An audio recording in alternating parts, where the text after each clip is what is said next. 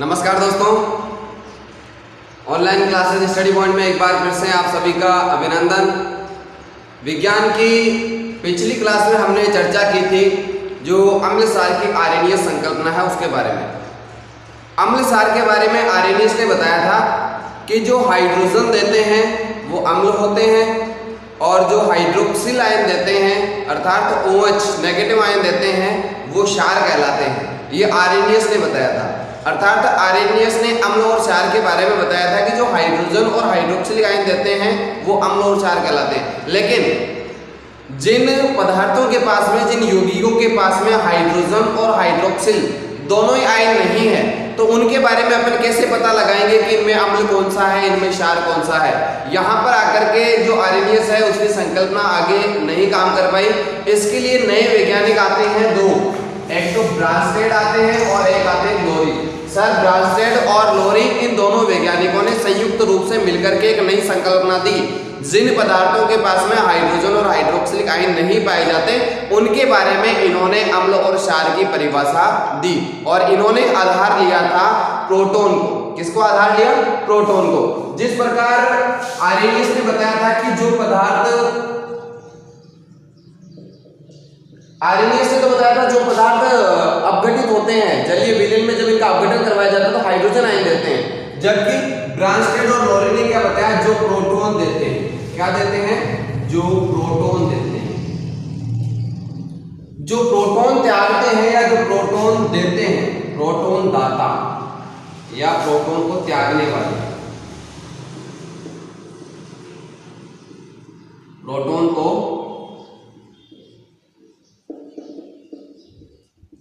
त्यागने वाले, जो प्रोटॉन को त्यागते हैं वे पदार्थ अम्ल कहलाते हैं। और क्षार के बारे में उन्होंने क्या बताया?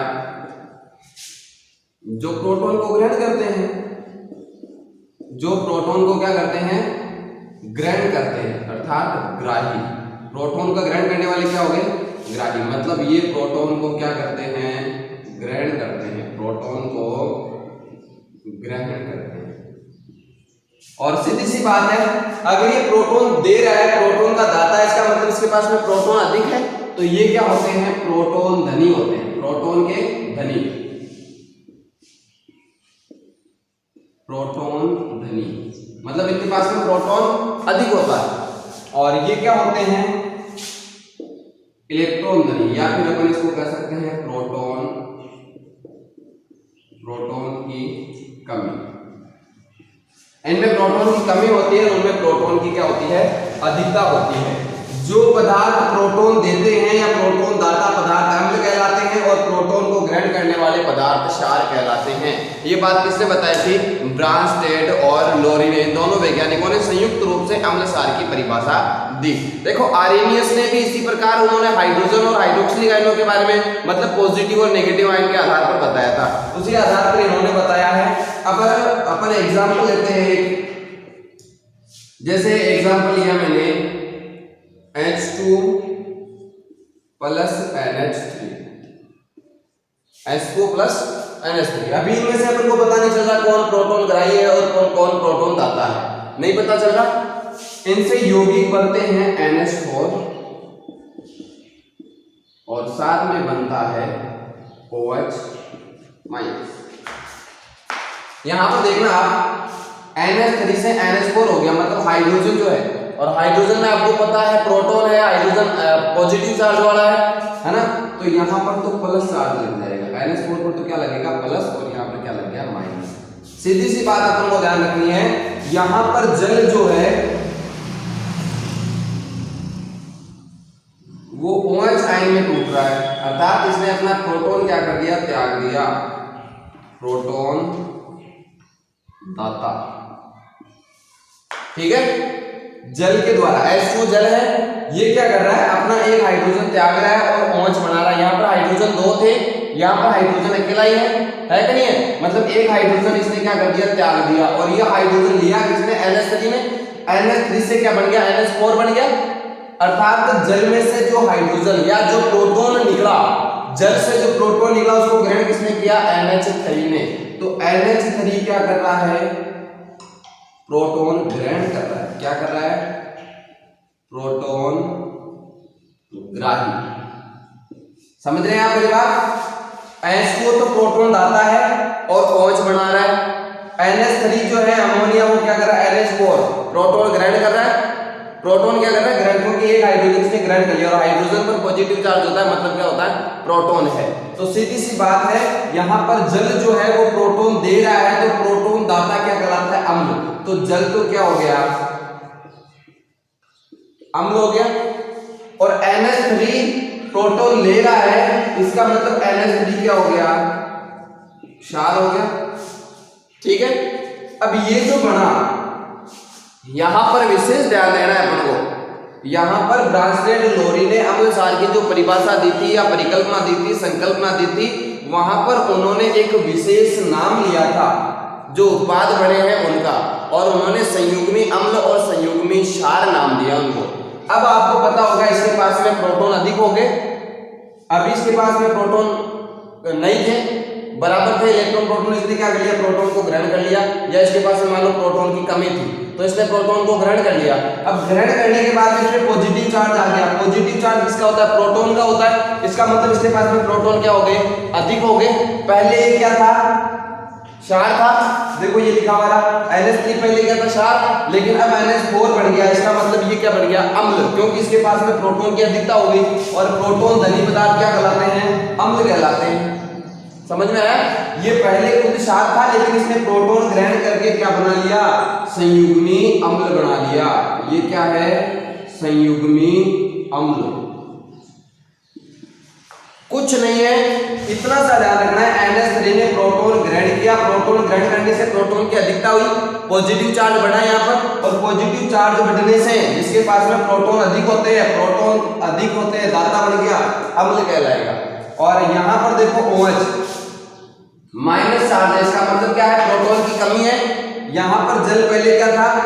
जल अम्ल था। जल अम्ल था क्योंकि इसने प्रोटॉन त्याग दिया, और प्रोटॉन का त्याग करने वाले अम्ल होते हैं, तो ये अम्ल लिख दिया मैंने। यहाँ पर OH जो है इसने अपना प्रोटॉन त्याग दिया, अब इसके पास में प्रोटॉन की क्या हो गई? कमी हो गई। यहाँ पर प्रोटॉन था इसके पास में, यहाँ पर इसने प्रोटॉन त्याग कर NH3 को दे दिया, तो OH आयन बच गया केवल इसके पास में। अब ये क्या बन गया? संयुग्मी क्षार। संयुग्मी क्षार बन गया। जो पहले अम्ल था वो क्षार बन गया, जो क्षार था वो क्या बन गया? अम्ल बन गया। क्यों बन गया? क्योंकि एक ने अपना प्रोटॉन दिया, दूसरे ने प्रोटॉन ग्रहण किया। ग्रहण करने वाले के पास में प्रोटॉन बढ़ गया, क्योंकि इसने ग्रहण किया तो प्रोटॉन बढ़ गया। सीधी सी बात है। आप अगर एक रोटी अधिक खा रहे हैं तो आपके पास में वो बढ़ रहा है, तो इसने क्या किया? एक प्रोटॉन ग्रहण किया, ग्रहण करने से प्रोटॉन बढ़ा, और बढ़ने से जिनके पास में प्रोटॉन अधिक होते हैं वो क्या कहलाते हैं? अम्ल। और कौन सा अम्ल बनेगा? संयुग्मी अम्ल बनेगा, क्योंकि अम्ल तो ये है, ये क्या है? अम्ल तो यहाँ पर है, इसका क्या बन जाएगा? संयुग्मी अम्ल बन जाएगा। और इसका क्या बन गया? संयुग्मी क्षार बन गया, क्योंकि इसने अपना प्रोटॉन त्याग दिया, अब इसके पास में प्रोटॉन की कमी होगी। H2O इसने अपना प्रोटॉन त्यागा, त्याग दे ही इसके पास में प्रोटॉन की कमी हो गई, और जिनके पास में प्रोटॉन की कमी होती है वो क्या कहलाते हैं? क्षार कहलाते हैं। ये अपना पहला एग्जांपल क्लियर हो गया यहाँ पर। अब अपन दूसरे एग्जांपल की बात करते हैं। दूसरा अन्य एग्जांपल लेते हैं, ध्यान देना यहाँ पर। HCl plus H2O, HCl plus H2, इनसे बनेगा क्या? Cl माइनस और H3O आयन बनेगा, हाइड्रोनियम आयन बनेगा। क्या बनेगा? हाइड्रोनियम। ध्यान दें यहाँ पर HCl था, हाइड्रोक्लोरिक अम्ल है, H2O की अभिक्रिया करवाते हैं, क्लोरीन अलग हो जाता है और H3O आयन बन जाता है। H3O मतलब पॉजिटिव चार्ज बढ़ा। भाई हाइड्रोजन अगर बढ़ रहा है तो इसका मतलब प्रोटॉन बढ़ रहे हैं, पॉजिटिव चार्ज बढ़ रहा है, और यहाँ पर हाइड्रोजन था वो हाइड्रोजन कम हो गया। अब देखो यहाँ पर अम्ल कौन सा होगा और क्षार कौन सा होगा?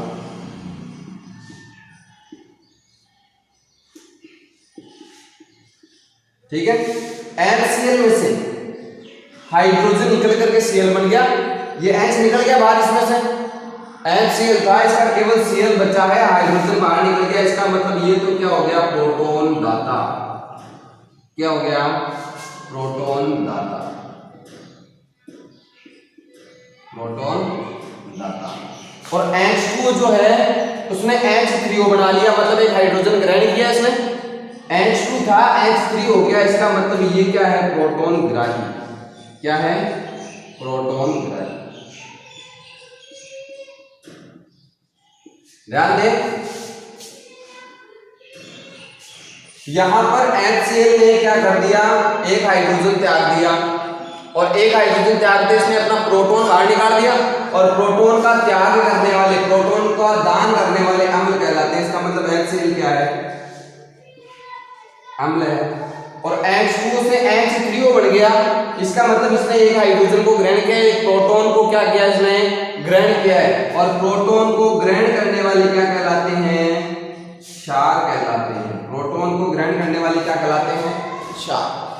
H2 से H3O बना, एक प्रोटॉन ग्रहण किया इसने, और प्रोटॉन का ग्रहण करने वाले जिनके पास में प्रोटॉन की कमी होती है, प्रोटॉन ग्राही होते हैं, वो क्षार कहलाते हैं। ये दो क्षार, इसने प्रोटॉन ग्रहण किया, H2 से H3O बनाया इसने, ये देखो ये रहा इधर, इसने प्रोटॉन ग्रहण किया, इसका मतलब ये क्या हो गया, क्षार हो गया। अब ये जो बने, इनमें से कौन सा संयुग्मी अम्ल होगा, कौन सा संयुग्मी क्षार होगा, आप सोचो थोड़ा सा। इसके पास में देखो माइनस चार्ज है, इसका मतलब प्रोटॉन की क्या कमी है, माइनस चार्ज का मतलब इलेक्ट्रॉन बढ़ा हुआ है, प्रोटॉन की क्या है, कमी। और जिनके पास में प्रोटॉन की कमी होती है वो क्या कहलाते हैं, क्षार। और क्षार कौन सा, संयुग्मी, कौन सा क्षार होगा, संयुग्मी क्षार। और H3O प्लस मतलब इसमें प्रोटॉन की अधिकता है, तो जिनके पास में प्रोटॉन की अधिकता होती है, प्रोटॉन के धनी होते हैं, वो क्या होते हैं, अम्ल। कौन से अम्ल होंगे, संयुग्मी अम्ल। जो उत्पाद में बनते हैं वो संयुग्मी होंगे, ध्यान रखना, ठीक है। तो ये होगी अपनी ब्रांचलेट लोरी की संकल्पना। एक बार पुनः इस पर विचार कीजिए, एक बार पुनः इसका थोड़ा सा रिवाइज कीजिए, क्योंकि बहुत ही महत्वपूर्ण है अगर ये देखा जाए तो एग्जाम की दृष्टि से। वापस देख लें, ब्रांचलेट और लोरी ने क्या कहा, जो प्रोटॉन का त्याग करते हैं, प्रोटॉन के दाता होते हैं, जिनके पास में प्रोटॉन अधिक होते हैं वो अम्ल कहलाते हैं। जिनके पास में प्रोटॉन की कमी होती है, प्रोटॉन को ग्रहण करते हैं, प्रोटॉन ग्राही होते हैं, वो क्षार कहलाते हैं। यहां पर H2O क्या था, अम्ल, लेकिन यहां पर H2O क्या बन गया, क्षार। यही समझाने का प्रयास करूंगा आप में। कुछ अभिक्रियाओं में कुछ पदार्थ अम्ल का काम करते हैं, दूसरी अभिक्रियाओं में क्षार का काम भी कर सकते हैं। वो डिपेंड करेगा उनके प्रोटॉन ग्रहण और प्रोटॉन के दान पर, कि ये प्रोटॉन का ग्रहण कर रहे हैं या प्रोटॉन का दान कर रहे हैं। जो प्रोटॉन का दान कर रहे हैं वो अम्ल होंगे, जो प्रोटॉन को ग्रहण कर रहे हैं वो क्षार होंगे। क्या होंगे, क्षार होंगे। तो यहां पर H2O ने क्या किया, देखो प्रोटॉन का त्याग किया, हाइड्रोजन बाहर निकाले, H2 था केवल H हो गया, तो इसने हाइड्रोजन का प्रोटॉन का दान कर दिया, तो प्रोटॉन दाता अम्ल कहलाता है। यहां पर H2O ने क्या किया, देखो H2O ने H3O बनाया, मतलब एक प्रोटॉन को ग्रहण किया, और प्रोटॉन ग्रहण करने वाला क्या होता है, क्षार होता है। तो यहां पर तो जल जो है वो अम्ल है, लेकिन यहां पर जल क्या है, क्षार है। सीधी बात, नो बकवास। जो प्रोटॉन का दान करते हैं अम्ल कहलाते हैं, जो प्रोटॉन को ग्रहण करते हैं क्षार कहलाते हैं। और संयुग्मी अम्ल क्षार की परिकल्पना भी इसको कहा जाता है। आपको छोटा सा क्वेश्चन पूछ ले, संयुग्मी अम्ल क्षार की परिकल्पना किसे कहते हैं, ब्रांचलेट लोरी की संकल्पना को ही कहते हैं, ठीक है ना। अब आप एक बार इसका स्क्रीनशॉट ले लीजिए, फिर अपन चर्चा करते हैं आगे की परिकल्पना पर। यहाँ पर ध्यान रखना होगा, इसने केवल प्रोटॉन के आधार पर बताया था। जिस प्रकार आर्हेनियस ने हाइड्रोजन और हाइड्रोक्सिल आयनों के आधार पर बताया था, इसने प्रोटॉन के ग्रहण और प्रोटॉन के त्याग के आधार पर बताया। अब मान लो जिनके पास में प्रोटॉन नहीं है, जो प्रोटॉन ग्रहण नहीं कर रहे, प्रोटॉन नहीं दे रहे हैं, मान लो इलेक्ट्रॉन ग्रहण कर रहे हैं, इलेक्ट्रॉन दे रहे हैं, उन पदार्थों के बारे में अम्ल और क्षार के बारे में कैसे पता चलेगा कि अम्ल है या क्षार है। उसके लिए नए वैज्ञानिक आते हैं, नई परिभाषाएं देते हैं अम्ल और क्षार की, इलेक्ट्रॉन के आदान प्रदान के आधार पर। ये थी प्रोटॉन के आदान प्रदान के आधार पर। आप एक बार इसका स्क्रीनशॉट लीजिए, फिर चर्चा करते हैं आगे की कक्षा पर। अब ब्रांचलेट और लोरी के बाद में आते हैं लुईस। और लुईस ने अम्ल और क्षार की परिभाषा के लिए कुछ विशेष प्रकार का उन्होंने एग्जाम्पल दिया, और उन्होंने आधार दिया इलेक्ट्रॉन। किसको आधार दिया था, इलेक्ट्रॉन। अपन ने देखा था सर्वप्रथम आर्हेनियस ने जब अम्ल क्षार की परिभाषा दी थी, उन्होंने हाइड्रोजन और हाइड्रोक्सिल आयनों के बारे में बताया। जब ब्रांचलेट और लोरी आए, उन्होंने प्रोटॉन के आधार पर बताया। अब जिनके पास मान लो प्रोटॉन नहीं है, उन पदार्थों के बारे में अपन कैसे पता लगाएं कि ये अम्ल है या क्षार है, तो उनको पता लगाने के लिए अपन चलेंगे इलेक्ट्रॉन पर। किस पर चलेंगे, इलेक्ट्रॉन पर। तो लुईस के अनुसार अम्ल क्या होते हैं और लुईस के अनुसार क्षार क्या होते हैं। देखो अपन ने पढ़ा था ब्रांस्टेड और लोरी ने बताया कि जो प्रोटॉन का दान करते हैं वो अम्ल होते हैं। जो प्रोटॉन का दान करेंगे वो इलेक्ट्रॉन को क्या करेंगे, ग्रहण करेंगे, इलेक्ट्रॉन ग्राही या इलेक्ट्रॉन को ग्रहण करने वाले, ग्रहण करने वाले, या फिर मैं कहूं जिनके पास में इलेक्ट्रॉनों की कमी, इलेक्ट्रॉनों की कमी, वे पदार्थ क्या कहलाते हैं, अम्ल कहलाते हैं। और ये होना चाहिए एकाकी इलेक्ट्रॉन युग्म, एकाकी इलेक्ट्रॉन युग्म। ठीक है, अपन को इलेक्ट्रॉन की जगह क्या लेना है, एकाकी इलेक्ट्रॉन युग्म नाम लेना है। बात वही है, लेकिन इलेक्ट्रॉन जोड़े के रूप में होगा। इलेक्ट्रॉन क्या होगा, जोड़े के रूप में। तो वे पदार्थ जो एकाकी इलेक्ट्रॉन युग्म को ग्रहण करते हैं या इलेक्ट्रॉन को ग्रहण करने वाले पदार्थ होते हैं, या जिनके पास में इलेक्ट्रॉन की कमी होती है। अब इलेक्ट्रॉन ग्रहण कौन करेगा, जिसके पास में कमी होगी वही ग्रहण करेगा। अभी मान लो आपको भोजन की भूख नहीं है, तो आप कैसे रोटी खा सकते हो, कैसे आप चपाती को खा सकते हो? अगर आपके पास में उसकी कमी होगी तभी आप उसको क्या कर सकते हो, ग्रहण कर सकते हो। यहाँ गजेंद्र जी सर जो हैं वो फुल है लेकिन फिर भी वो खा रहे हैं, है ना। फिर अपन चर्चा करते हैं क्षार के बारे में। इलेक्ट्रॉन को ग्रहण करने वाला अम्ल होता है तो इलेक्ट्रॉन को त्यागने वाला या इलेक्ट्रॉन का दाता, इलेक्ट्रॉन को त्यागने वाले। और दूसरी में बात करूं इलेक्ट्रॉन जिनके पास में अधिक हो, इलेक्ट्रॉन की अधिकता, इलेक्ट्रॉन की अधिकता जिनके पास में हो वो क्या कहलाते हैं, क्षार कहलाते हैं। देखो यहां पर प्रोटॉन का नाम ले लें, प्रोटॉन ग्रहण करने वाला तो क्षार होता है, इलेक्ट्रॉन ग्रहण करने वाला कौन होता है, अम्ल होता है। प्रोटॉन के आधार पर ब्रांस्टेड और लोरी ने बताया था, इलेक्ट्रॉन के आधार पर इसने बताया था लुईस ने। इसको लुईस संकल्पना भी कहा जाता है। अब अपन एक एग्जांपल से चर्चा करते हैं। देखो एग्जांपल लेते हैं पहले, BF3 प्लस NH3, BF3 और NH3, इस NH3 के पास में एक एकाकी इलेक्ट्रॉन युग्म होता है। NH3 के पास में क्या होता है, एक एकाकी इलेक्ट्रॉन युग्म। देखो यहाँ पर जिन भी यौगिकों के ऊपर या फिर उनके पास में अगर ऐसे 2 बिंदी या 4 बिंदी, कितने भी बिंदियां हो, अगर बिंदियां हैं तो आपको समझ जाना ये इलेक्ट्रॉन युग्म है। एक बिंदी है इसका मतलब इलेक्ट्रॉन एक है, और 2 बिंदी है इसका मतलब जोड़े के रूप में एकाकी इलेक्ट्रॉन युग्म। युग्म का मतलब जोड़ा, युग्म का मतलब क्या हो गया, जोड़ा। और किसका, इलेक्ट्रॉन का। ये इलेक्ट्रॉन का जोड़ा इसके पास में है, और जो इलेक्ट्रॉन को जोड़ा अपने पास में रखता है, अधिकता होती है जिसके पास में इलेक्ट्रॉन की क्या है, अधिकता, वो क्या होते हैं, क्षार होते हैं। क्या होते हैं, क्षार। और जिनके पास में, अब देखो इधर क्या होगा, ये दोनों आपस में सहसंयोजक बंध द्वारा जुड़ जाएंगे तो बन जाएगा BF3 और प्लस बनेगा NH3। अब इस NH3 के पास में जो एकाकी इलेक्ट्रॉन युग्म था उसको ग्रहण किसने कर लिया, BF3 ने ग्रहण कर लिया। किसने ग्रहण कर लिया, BF3 ने।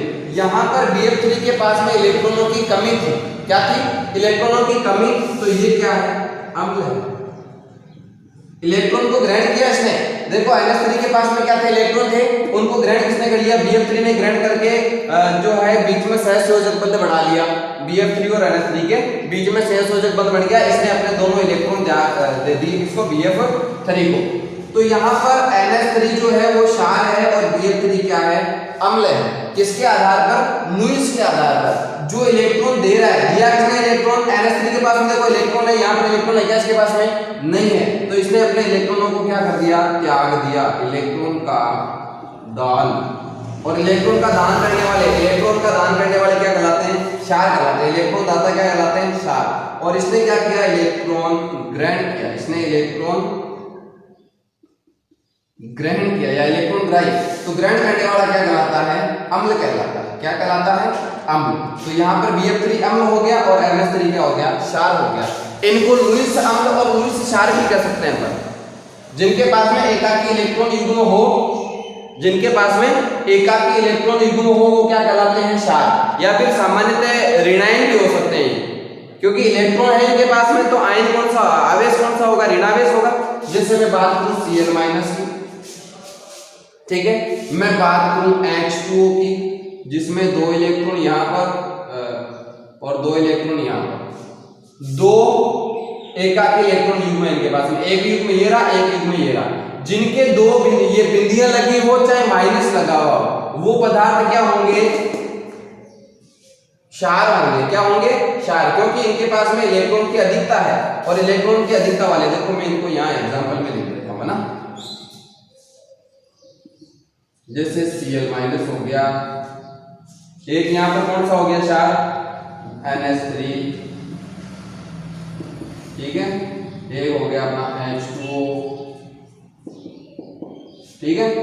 और अपन अगर इनकी बात करें इलेक्ट्रॉन को ग्रहण करने वाला, तो एक तो इलेक्ट्रॉन को ग्रहण करने वाला ये अपने पास में पड़ा ही है BF3, ठीक है, या फिर मैं कोई भी जैसे Mg2 पॉजिटिव, धनायन अगर कोई है, धनायन अगर कोई है तो उसके पास में ऋणायन की कमी है, मतलब इलेक्ट्रॉन की क्या है, कमी है, और इलेक्ट्रॉन की कमी वाले क्या होंगे, अम्ल होंगे, ठीक है। तो एक में ले लेता हूं जैसे सोडियम पॉजिटिव Na+, ये क्या हो जाएंगे अपने, अम्ल हो जाएंगे, क्या हो जाएंगे, अम्ल। तो ये तो सारे अम्ल है और ये सारे क्या है, क्षार है। वापस देख ले एक बार, यहाँ पर इलेक्ट्रॉन युग्म था, ये 2 बिंदियां, इसका मतलब इलेक्ट्रॉन युग्म है, और इलेक्ट्रॉन की अधिकता वाले या जो इलेक्ट्रॉन युग्म त्यागते हैं, दाता होते हैं, वो क्या कहलाते हैं, क्षार कहलाते हैं, और जो इलेक्ट्रॉन को ग्रहण करते हैं वो क्या कहलाते हैं, अम्ल कहलाते हैं। इसने इलेक्ट्रॉन ग्रहण किया, किसने, NH3 से दोनों इलेक्ट्रॉन ले लिए और क्या बना लिया, अम्ल अम्ल कहलाते हैं। और यहाँ पर इलेक्ट्रॉन ग्रहण करने वाला अम्ल होता है और इलेक्ट्रॉन का दान करने वाला क्या होता है, क्षार होता है। बस यही है लुईस की संकल्पना। अपन आपको अगर पूछा जाए कि लुईस अम्ल और लुईस क्षार किसे कहते हो, तो आप इनकी परिभाषाएं भी दे सकते हो। देखो ये हो गया लुईस अम्ल और ये हो गया लुईस क्षार। इसकी अन्य परिभाषा भी आप बता सकते हो, जिनका अष्टक अपूर्ण होता है, मतलब जिनका अष्टक क्या होता है, अधूरा। अगर अष्टक अधूरा है इसका मतलब उसमें इलेक्ट्रॉन पूरे नहीं भरे हुए, इलेक्ट्रॉन पूरे नहीं भरे हुए और इलेक्ट्रॉनों की क्या है, कमी, वो क्या हो जाते हैं, अम्ल हो जाते हैं। और जिनके पास में एकाकी इलेक्ट्रॉन युग्म होता है या इलेक्ट्रॉन की अधिकता होती है या सभी ऋणायन क्या कहलाते हैं, क्षार कहलाते हैं। सभी ऋणायन, या फिर इसको मैं कह सकता हूं सभी ऋणायन अपन कह सकते हैं, या कह सकते हैं जिनके पास में इलेक्ट्रॉन नहीं हो, इलेक्ट्रॉन की अधिकता, वे सभी पदार्थ क्या कहलाएंगे, क्षार कहलाएंगे। और जिनके पास में सभी धनायन जिन पे पॉजिटिव चार्ज लगा हुआ है वो क्या होंगे, अम्ल होंगे, क्योंकि पॉजिटिव चार्ज है इसका मतलब प्रोटॉन की अधिकता है। और ब्रांस्टेड लोरी के आधार पर भी अपन बता सकते हैं प्रोटॉन की अधिकता वाले क्या कहलाते हैं, अम्ल कहलाते हैं, प्रोटॉन का दान करने वाले क्या कहलाते हैं, अम्ल कहलाते हैं, है ना। सभी धनायन व इलेक्ट्रॉन की कमी, वो पदार्थ क्या कहलाएंगे, लुईस अम्ल, ठीक है। और जिनके पास में ऋणायन अधिक होता है और इलेक्ट्रॉन अधिक होते हैं वो लुईस क्षार कहलाते हैं, लुईस क्षार कहलाते हैं। एक बार आप इसका स्क्रीनशॉट लीजिए और कुछ एग्जांपल्स आपके सामने हैं, और कुछ अगर नहीं बता पाऊँ तो आप देख लेना, जिनके पास में अगर माइनस चार्ज लगा हुआ है और या फिर ये बिंदु आपको दिखाई देते हैं, वो क्या कहलाएंगे, लुईस क्षार कहलाएंगे। क्योंकि जिनके पास में इलेक्ट्रॉन होगा, चाहे कोई सा भी यौगिक हो, जिनके पास में एकाकी इलेक्ट्रॉन युग्म उपस्थित है या माइनस चार्ज लगा हुआ, वो सारे के सारे क्या होंगे, क्षार होंगे। और जिनके पास में इलेक्ट्रॉनों की कमी होगी या पॉजिटिव चार्ज लगा हुआ होगा, जैसे यहाँ पर 2+ है, यहाँ पर 1+ है ना, BF3 है, ये सारे के सारे क्या है, अम्ल है। धन्यवाद दोस्तों, आज की कक्षा में अपन इतना ही चर्चा करेंगे और नेक्स्ट कक्षा में अपन अम्ल, क्षार और लवण की कुछ विशेषताओं के बारे में, उनके कुछ गुणों के बारे में चर्चा करेंगे। धन्यवाद। ज़्यादा से ज़्यादा लाइक करें, शेयर करें, ताकि हमें भी संबल प्राप्त होता रहे कि हम जो है, जो बच्चों को पढ़ा रहे हैं उसका कुछ ना कुछ फ़ायदा जरूर मिल रहा है।